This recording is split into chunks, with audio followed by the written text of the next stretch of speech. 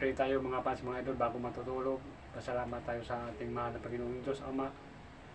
Kailangan bago matulog, pray. At pagising, pray. Pasalamat tayo sa Kanya. Walang imposible sa mahal na Panginoong ating Ama. Kaya doon tayo magpasalamat sa Kanya. Kasi siya ang nakahawak sa buhay natin mga fans, mga idol.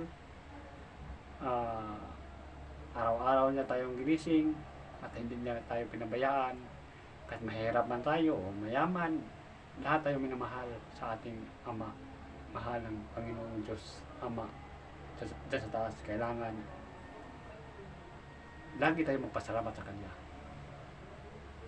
Mga fans, mga idol, sana pag dumaan ako sa hall nyo, paki-like and share naman, comment, para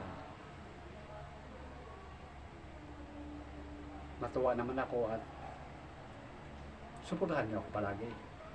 At maraming salamat nga sa inyong lahat mga fans, mga idol, sa inyong walang sawang pagsuporta.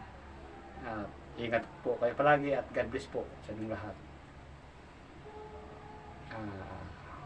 Good evening mga fans, mga idol, sa inyong lahat.